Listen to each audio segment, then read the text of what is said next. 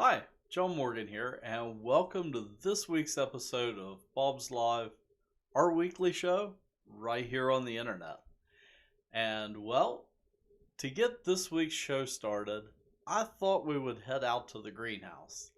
And we were out there last week, kind of taking a look at our plugs. We were kind of in that area, and I was giving you an update on the fern baskets. Well, this week I headed down to another one of our locations where we grow rooted cuttings. So, when we grow plants, we do it through two different ways. The way that we grow most of our plants is from seed, but we do grow some plants from cuttings. And it really depends on the variety of the plant and what its growing habits are, and different factors like that that determine whether we grow it from seed or from cuttings. So I thought we would go down today and take a look at some of the first cuttings of the year.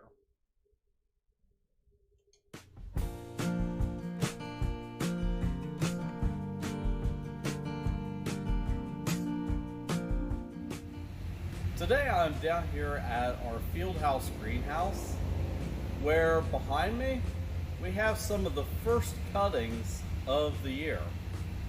And what we do is most of the products that we grow are grown from seed, but we do grow some stuff from cuttings that we get in from outside the US. We stick the cuttings in soil, grow roots on them, and then transplant them. So let's take a look at these cuttings. So these cuttings were stuck in week 50 of last year. So they're about 4 weeks old at this point. And it's a pretty small batch, but what these are going to become are large 14-inch hanging baskets.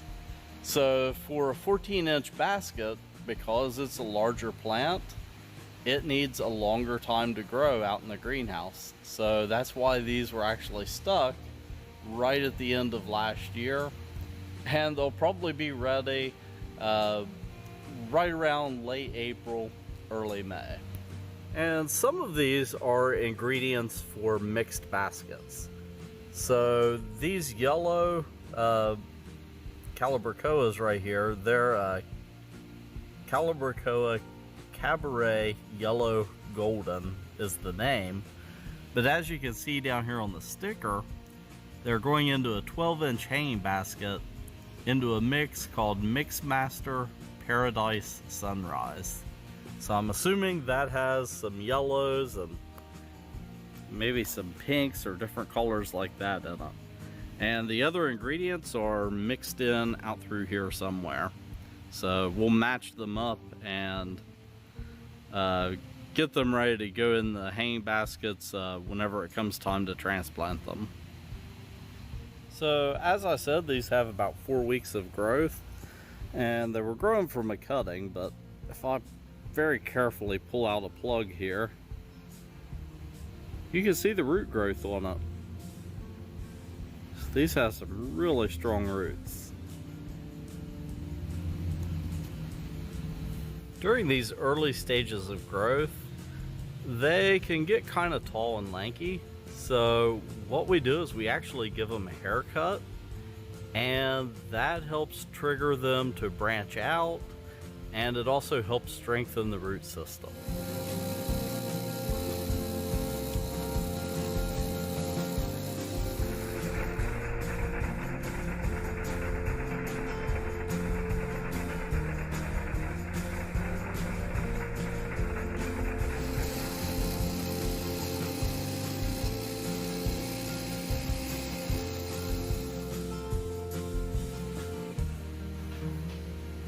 So that's a quick update of what's happening down here at the field house with this year's beginning of our cutting crop.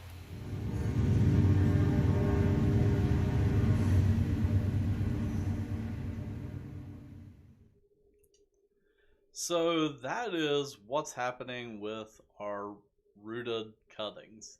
And actually, right as I was getting ready to leave, We got the boxes in for some of this coming week's cuttings.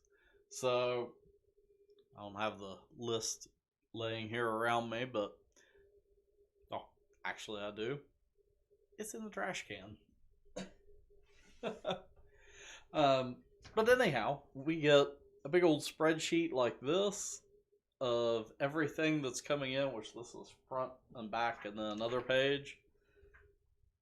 And we print labels, and each tray holds 100 cuttings in it.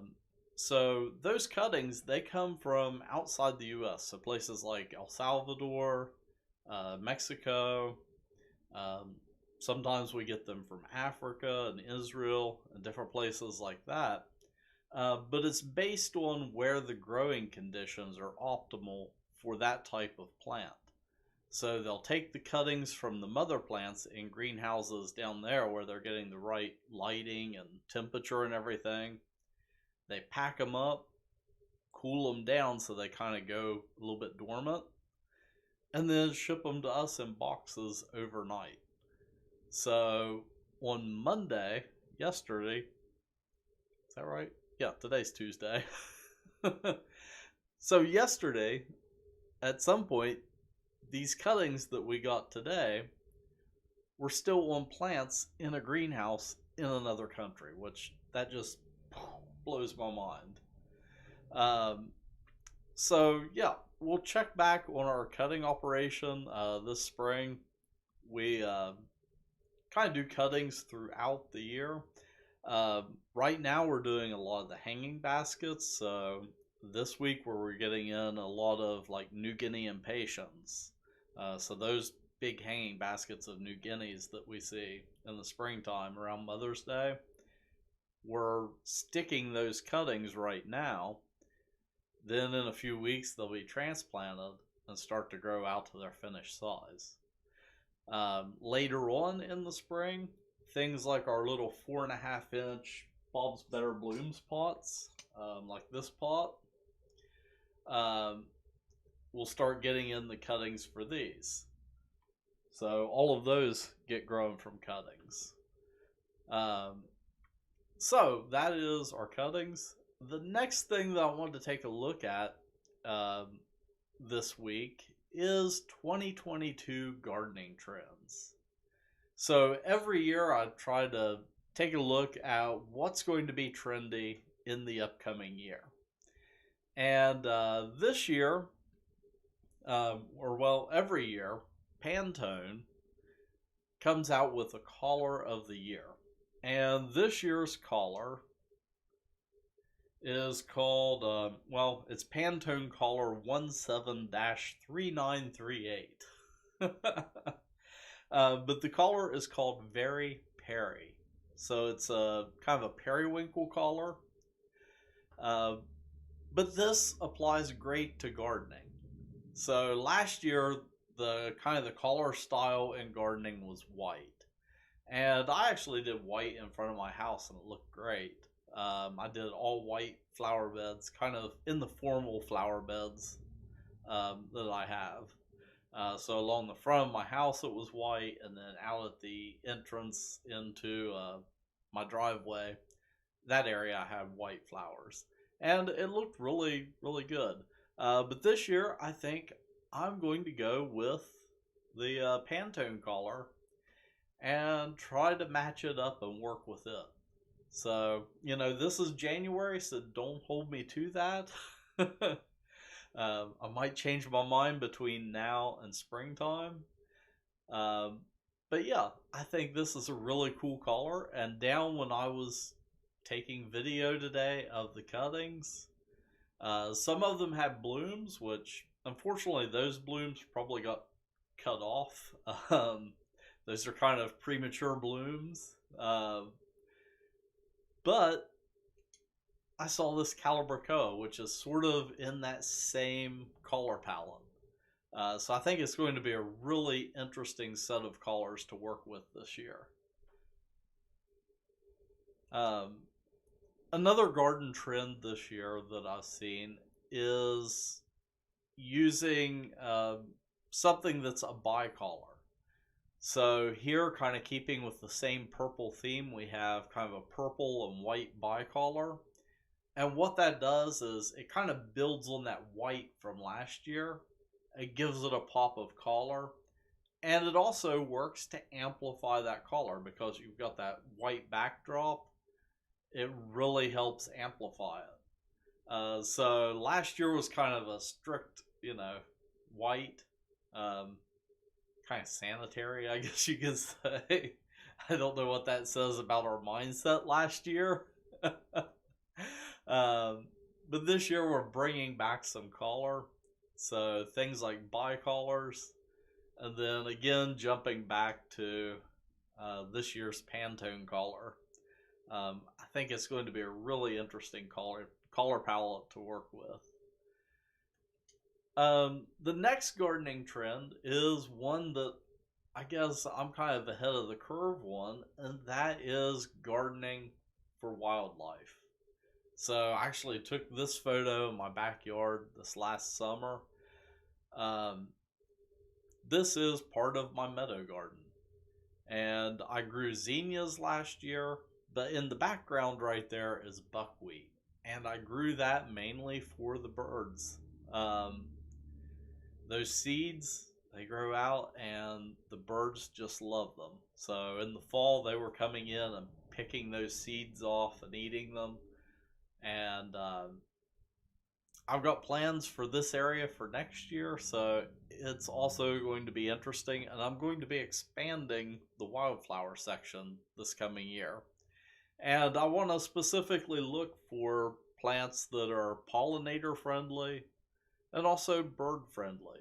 So I might be incorporating some things next year like sunflower seeds and different things like that I can give birds some seed going into the fall.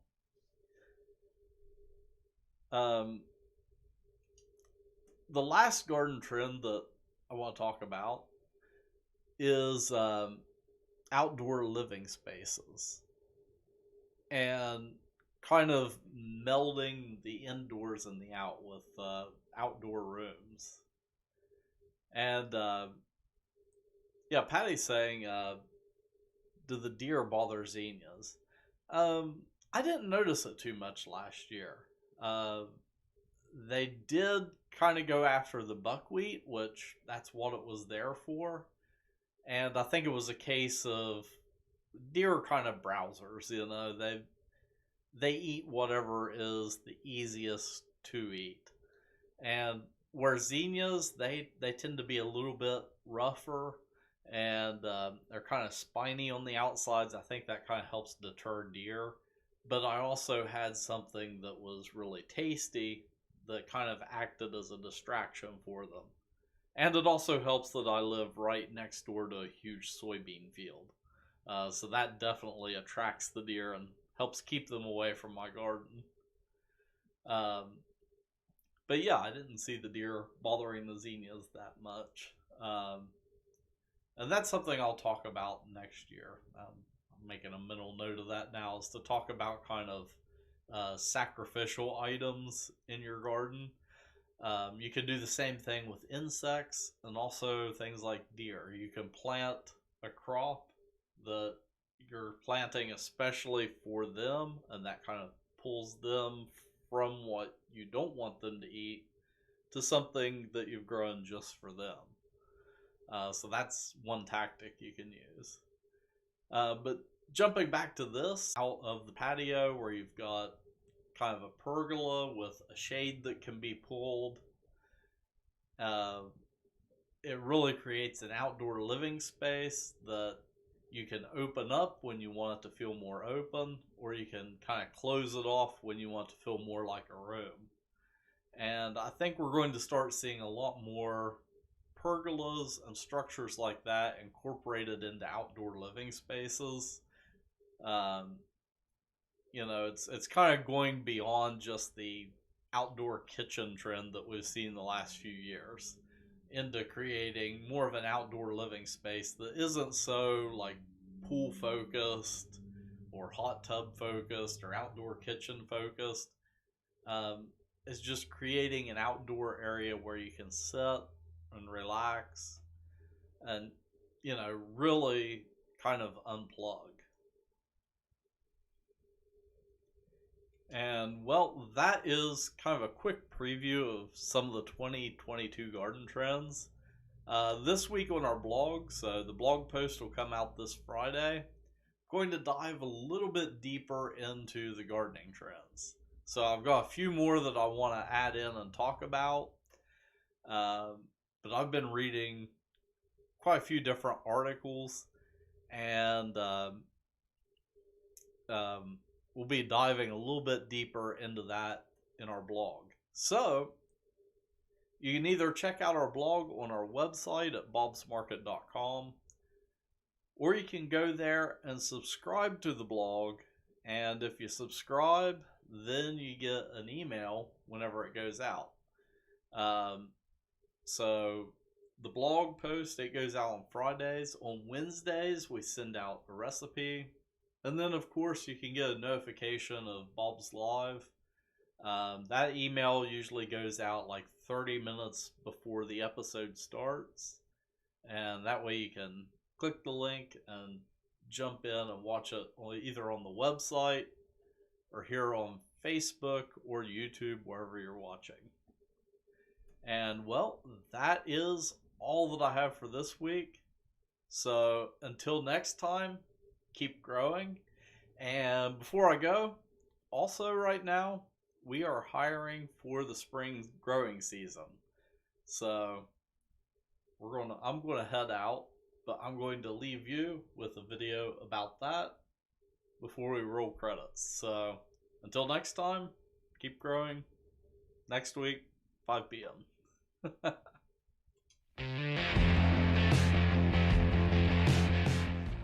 Happy New Year! Today I'm here in front of our headquarters in Mason, West Virginia, where we're now accepting applications for our spring growing season. So here in the greenhouse, we need a lot of labor and a lot of help this coming spring. So let's head next door and check it out. Right now the greenhouses are pretty empty, but here really soon they're going to start filling up with plants. If you're interested in working in a greenhouse, there are a ton of benefits. And one of those is that it is summertime in here year-round. Right now it's in the 30s outside, but in here it is sunny and 70 degrees. So whether you have a green thumb or brown thumb, that doesn't matter. If you're interested in applying, you can pick up an application at any of our store locations or here at our headquarters in Mason, West Virginia. And you can also download an application at bobsmarket.com/employment. And there you can find out all the information pertaining to turning in an application and our hiring process. So head on over to our website if you want to learn more about jobs with Bob.